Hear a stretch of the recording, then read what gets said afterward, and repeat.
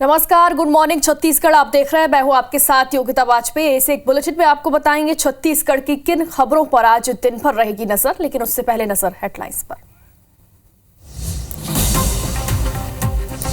आज बलौदाबाजार और बालोद के दौरे पर रहेंगे सीएम साय। शहीद वीर नारायण सिंह की श्रद्धांजलि सभा में होंगे शामिल। छत्तीसगढ़ में अब तक 35,53,000 मीट्रिक टन धान खरीदी, 7,500 करोड़ से ज्यादा का हुआ भुगतान। धान के मुद्दे पर आज पूरे प्रदेश में कांग्रेस का प्रदर्शन। ईडी ने रानू साहू, माया वारियर समेत 16 आरोपियों के खिलाफ 90 करोड़ का चालान किया पेश। डीएमएफ घोटाला मामले में कार्रवाई। रायपुर में 3 बदमाशों ने किया हंगामा, चाकू लहराकर धमकी देने का वीडियो वायरल, सभी आरोपी गिरफ्तार। भिलाई में बदमाशों के हौसले बुलंद, मुक्ता आर्ट थिएटर में गार्ड को चाकू मारकर लूटे 1,34,000। पुलिस मामले की जांच में जुटी।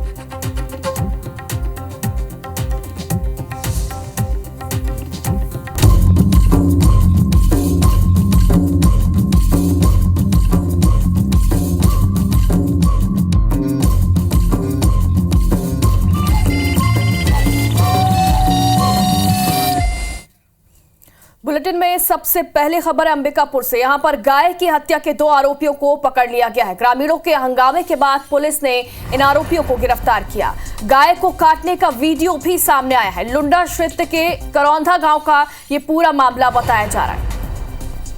अंबिकापुर से ये बड़ी खबर आप तक पहुंचा रहे हैं, जहां पर गाय की हत्या के 2 आरोपियों को गिरफ्तार कर लिया गया। गाय काटने का वीडियो भी सामने आया था। इन 2 आरोपियों को अब पकड़ लिया गया। ज्यादा जानकारी के लिए हमारे सहयोगी अभिषेक हमारे साथ जुड़ गए हैं। अभिषेक, बताएं कैसे इस पूरे मामले का खुलासा हुआ है?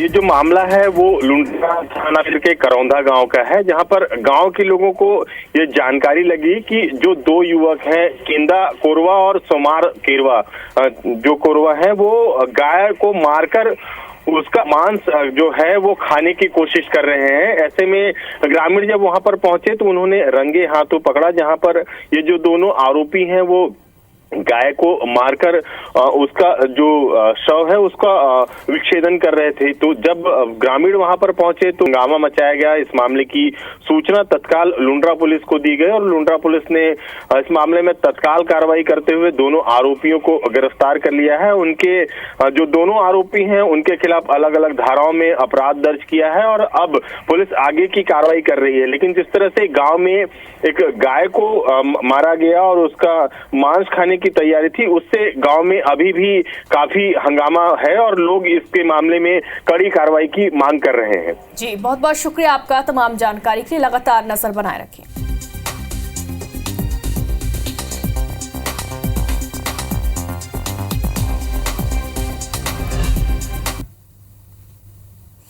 और छत्तीसगढ़ की राजधानी रायपुर में चाकूबाजी की घटनाएं थमने का नाम नहीं ले रही। सोमवार को शहर में 1-2 नहीं बल्कि 3 जगहों पर चाकूबाजी की वारदात हुई। बदमाशों ने टिकरापारा, तेलीबांधा और गोल बाजार इलाके में वारदात को अंजाम दिया। पहला मामला गोल बाजार का है, जहां ई-रिक्शा ड्राइवर और एक नाबालिग के बीच साइड देने की बात पर विवाद हो गया, जिसके बाद गुस्से में नाबालिग लड़के ने ई-रिक्शा ड्राइवर पर कैंची से वार कर दिया। घायल शख्स को इलाज के लिए फिलहाल अस्पताल में भर्ती किया गया। पुलिस ने आरोपी को हिरासत में लेकर उससे पूछताछ भी शुरू कर दी है। टिकरापारा के बोरिया खुर्ग में बदमाश बाजार में महिला दुकानदार के गले से चेन लूटकर फरार हो गए और इस घटना का सीसीटीवी फुटेज भी सामने आया। छीना झपटी के दौरान महिला के हाथ में चोट लगी। तो वहीं जो तीसरी घटना है वो तेलीबांधा इलाके की है, जहां भाई ने अपनी 2 बहनों पर चाकू से हमला कर दिया। हमले में दोनों बहनें गंभीर रूप से घायल हो गई हैं, जिन्हें इलाज के लिए अस्पताल में भर्ती किया गया। पुलिस ने आरोपी को गिरफ्तार कर लिया। वहीं चौथी घटना आप देखिए, यहां पर मठपुरैना इलाके की यह घटना है। सिमरन सिटी का यह मामला है, जहां पर ट्रैवल संचालक पर हमला करने के लिए करीब 1 फीट लंबा चाकू लेकर आरोपी यहां पर पहुंचा और इस मामले को लेकर जब पुलिस से बात करने की कोशिश की गई तो जो थाना प्रभारी ने कुछ भी बोलने से इनकार कर दिया।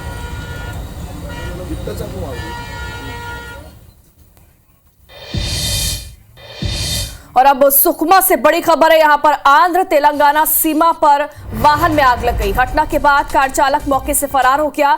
नक्सली वारदात की आशंका जताई जा रही है। 7 नक्सलियों के मारे जाने के बाद आह्वान किया गया था। 9 नक्सलियों को आपको बता दें कि 9 दिसंबर को नक्सलियों ने बंद का आह्वान किया। पुलिस इस पूरे मामले की जांच पड़ताल कर रही है। ज्यादा जानकारी के लिए राजा राठौर हमारे साथ जुड़ गए हैं। राजा, 7 नक्सलियों के मारे जाने के बाद ये आह्वान किया गया था और अब ये घटना सामने आई है। देखिए, बीते 29 नवंबर को जो छत्तीसगढ़ की सीमा से सटे मुलुगु जिला है तेलंगाना का, वहाँ पुलिस नक्सलियों के बीच मुठभेड़ हुई थी और 7 नक्सली इस मुठभेड़ में मारे गए थे। जिसके बाद तेलंगाना स्टेट कमेटी के जो सचिव है जगन ने उसने प्रेस नोट जारी कर पूरे मामले पे तमाम तरह के आरोप लगाते हुए 9 दिसंबर को बंद का आह्वान किया था। जिसके बाद बीती रात छत्तीसगढ़ से जो हैदराबाद जाने वाला मार्ग है वहाँ पर आंध्र प्रदेश और तेलंगाना की सीमा पर एक वाहन में आगजनी हुई है। वाहन चालक या सवार मौके पर अब तक मिला नहीं है। पुलिस का कहना है कि उनसे कोई संपर्क नहीं किया। वो कहाँ है ये भी किसी को पता नहीं है। पूरे मामले पर नक्सल घटना की आशंका इसलिए भी व्यक्त की जा रही है क्योंकि कल ही नक्सलियों ने बंद का आह्वान किया था और कल रात में ही ये आगजनी हुई है। लिहाजा पुलिस पूरे मामले की जांच कर रही है। हमारी चिंतूर एएसपी से बात हुई है। उन्होंने पूरे मामले की जांच की पड़ताल करने की अभी तक बात कही है। जी राजा, क्या वाहन चालकों का कुछ पता लग पाया जिनका ये वाहन है? देखिए, अब तक उनकी कोई खबर नहीं है, ना ही उन्होंने किसी तरीके से किसी पुलिस के थाने में संपर्क किया या सूचना दिया है। अभी तक किसी भी थाने में उन्होंने सूचना भी नहीं दी है। कहाँ हैं वो, कहाँ रुके हुए हैं या किस स्थिति में है, बिल्कुल किसी को पता नहीं है। लेकिन जो मौके पर वाहन पूरी तरीके से जल चुका है और पुलिस पूरे मामले की पड़ताल कर रही है। जी, बहुत बहुत शुक्रिया आपका तमाम जानकारी के लिए।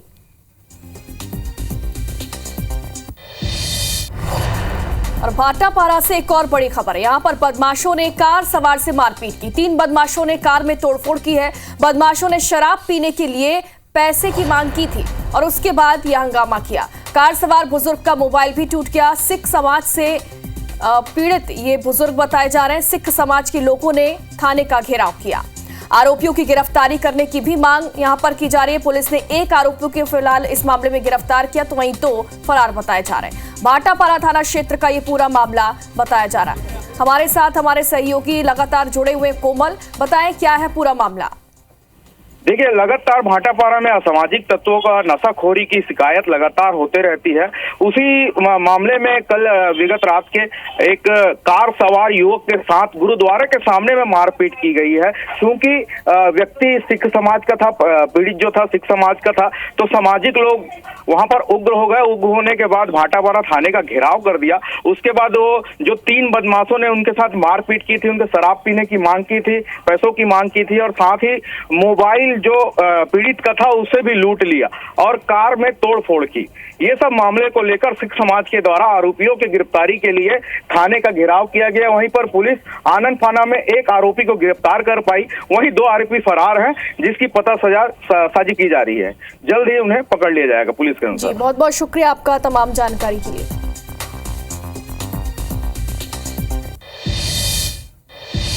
और इधर बालोद में कार ने बाइक को टक्कर मार दी। हादसे में बाइक सवार 2 युवकों की मौत हो गई है। नेशनल हाईवे 30 में मरकाटोला के पास की यह घटना बताई जा रही है। पुरोर थाना क्षेत्र का ये पूरा मामला बताया जा रहा है, जहां पर सड़क हादसा हुआ है। तेज रफ्तार कार ने बाइक को टक्कर मार दी। इस हादसे में 2 बाइक सवार युवकों की मौके पर ही मौत हो गई। फिलहाल पुलिस पूरे मामले की जांच पड़ताल कर रही है। नेशनल हाईवे 30 में मरकाटोला के पास की ये पूरी घटना बताई जा रही है।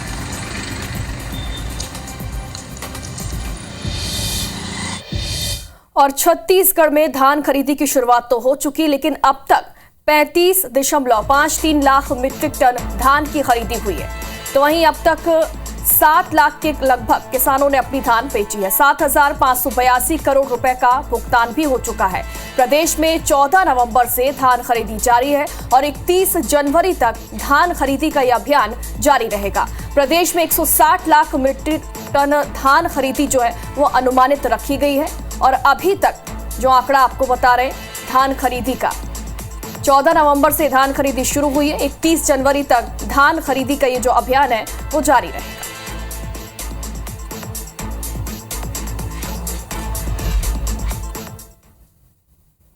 तो वहीं धान के मुद्दे को लेकर आज कांग्रेस प्रदर्शन करने वाली है। पूरे प्रदेश में ब्लॉक स्तर पर यह प्रदर्शन किया जाएगा। सभी बड़े नेता अलग अलग ब्लॉक जाएंगे, यहां पर प्रदर्शन होगा। विधानसभा में भी धान का मुद्दा उठाने की कांग्रेस तैयारी में जुटी हुई है। तो आज छत्तीसगढ़ में कांग्रेस धान को लेकर प्रदर्शन करने वाली है। पूरे प्रदेश में ब्लॉक स्तर पर यह प्रदर्शन किया जाएगा। सभी बड़े नेता जो है वो अलग अलग ब्लॉक में जाएंगे और वहां पर इस मुद्दे को लेकर प्रदर्शन किया जाएगा। तो वहीं विधानसभा में भी इस मुद्दे को उठाने की तैयारियां कर ली गई हैं।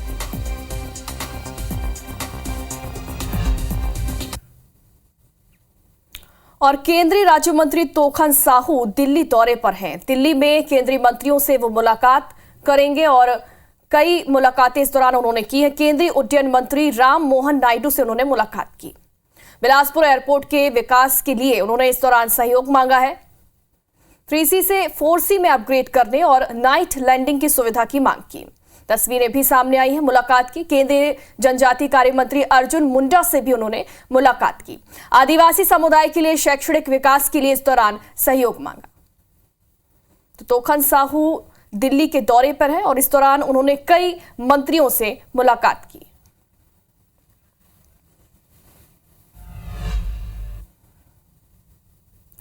अंबिकापुर में नगरीय निकाय चुनाव को लेकर कांग्रेस को प्रत्याशियों को तलाशने में जद्दोजहद करनी पड़ रही है। यहां कई ऐसे वार्ड हैं जहां एक से ज्यादा दावेदार हैं। जिस वार्ड में कांग्रेस के पार्षद हैं वहां भी दूसरे दावेदार अब सामने आ रहे हैं। ऐसे में अब कांग्रेस वार्ड के लोगों की एक कमेटी बनाकर एक नाम पर मोहर लगाने की कवायद भी कर रही है।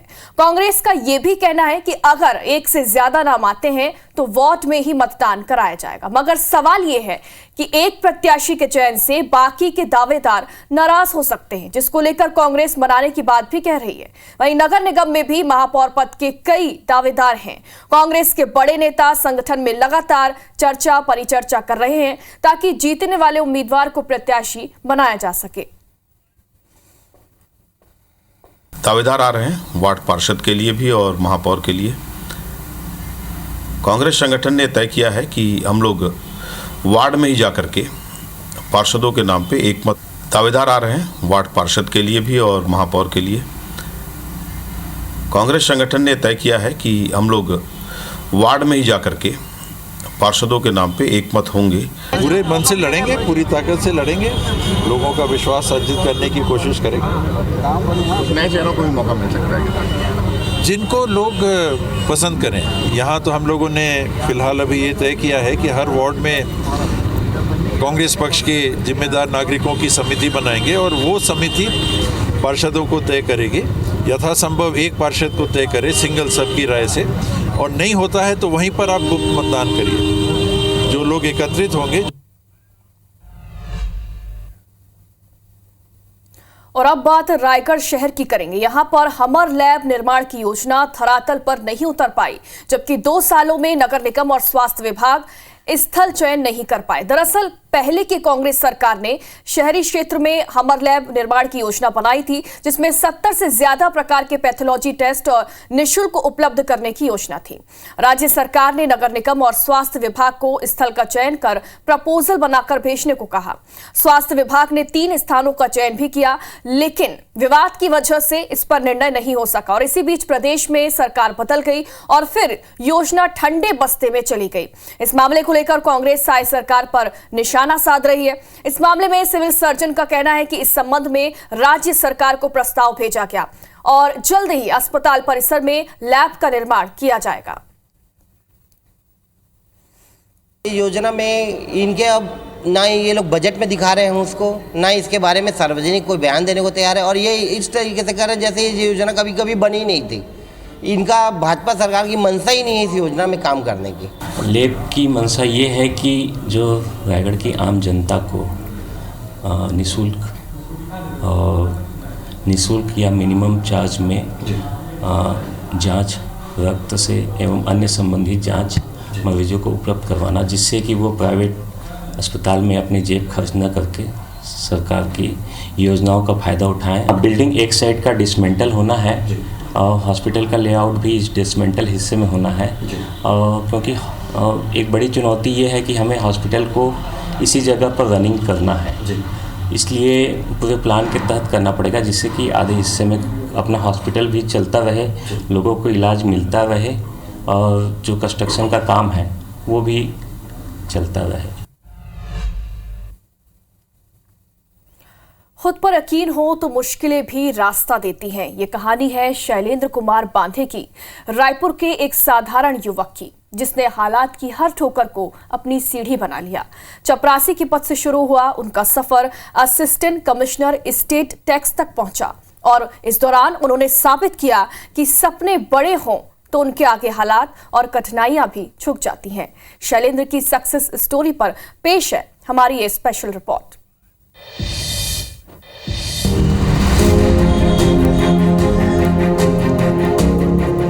शैलेंद्र की सफलता महज एक इंसान की जीत नहीं है, ये उन सभी लोगों के लिए एक सबक है जो अपनी कमजोरियों और परिस्थितियों को अपनी असफलता का कारण मान लेते हैं। ये कहानी बताती है कि सच्ची मेहनत और दृढ़ निश्चय के आगे किस्मत को भी झुकना पड़ता है। चपरासी की नौकरी करते हुए कई बार लोग शैलेंद्र कुमार बांधे को कमतर आंकते थे, लेकिन शैलेंद्र के इरादे इतने मजबूत थे कि उन्होंने इन बातों को कभी अपने मन में जगह नहीं दी। उनके पास ना कोई विशेष संसाधन थे, ना ही कोचिंग जैसी सुविधा, लेकिन उनके पास था अडिग हौसला। निरंतर पढ़ाई लिखाई, इसका लगन और इतनी मेहनत कि हमको मतलब विश्वास था इसका, इस बार के ये निश्चित है इसका कम से कम आरक्षित वर्ग में टॉप में आएगा। इसलिए इसकी मेहनत को मैं सलाम करता हूँ, जो आज मतलब उसी के दम पर पीएससी का परीक्षा उत्तीर्ण किया है और असिस्टेंट मतलब कमिश्नर का पद हासिल किया है। बहुत ज़्यादा मेहनत करे है, मैं बहुत ज़्यादा खुश हूँ। खाना भी नहीं खात रही, इतना पढ़ाई करत रही से तो मैं बता नहीं सकम, और आँख में भी आंसू आ जाए और पढ़ाई देख के। मैं बहुत खुश हूँ और बेटा साहब बन गए, बहुत अच्छा खुशी की बात है। प्यून का रिजल्ट आया 2024 में, तो इसमें सेलेक्ट हुआ मैम। तो मैं आर्थिक सुरक्षा को ध्यान में देखते हुए और फैमिली को सपोर्ट करने के लिए फिर मैं प्यून के एग्ज़ाम को मतलब प्यून का जो जॉब है उसको मैं सहजता से स्वीकार किया। तो इस दौरान मैं खाना वाना खाने के बाद लगभग 3-3.5 घंटा डेली पढ़ाई के लिए निकाल लेता था।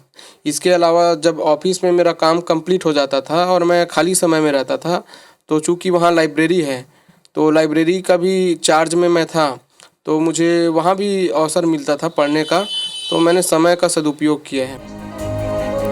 उन्होंने हार मानना कभी सीखा ही नहीं। फिर वो दिन आया जिसने सब कुछ बदल दिया। छत्तीसगढ़ लोक सेवा आयोग के परिणाम घोषित हुए और शैलेंद्र का नाम चयनित उम्मीदवारों की सूची में था। उन्होंने जिस कार्यालय में चपरासी के रूप में फाइलें संभाली थी, अब उसी प्रशासनिक ढांचे में वो एक वरिष्ठ अधिकारी बन चुके हैं। गोल फिक्स रहता था कि मुझे इतने दिनों में ये सब्जेक्ट कंप्लीट करना है, तो मैं समय को ध्यान में न रखते हुए या घंटों को काउंट न करते हुए मैं ये फोकस करता था कि मेरा गोल अचीव होना चाहिए। तो मैं एक स्लॉट तैयार करता था कि एक हफ्ते में मुझे ये सब्जेक्ट कंप्लीट करना है, तो उसके अकॉर्डिंग मैं लगातार पढ़ाई करते रहता था। तो कभी 8 घंटे की पढ़ाई हो जाती थी, कभी 12 से 14 घंटे की पढ़ाई हो जाती थी, तो ये वेरी कर जाता था। बस मैं ये चाहता था कि मेरा गोल कंप्लीट हो जाए। आज शैलेंद्र न केवल एक अधिकारी हैं, बल्कि उन लाखों युवाओं के लिए एक उम्मीद बन चुके हैं जो अपने सपनों को जिंदा रखने का साहस रखते हैं। सुप्रिया पांडे, IPC 24, रायपुर।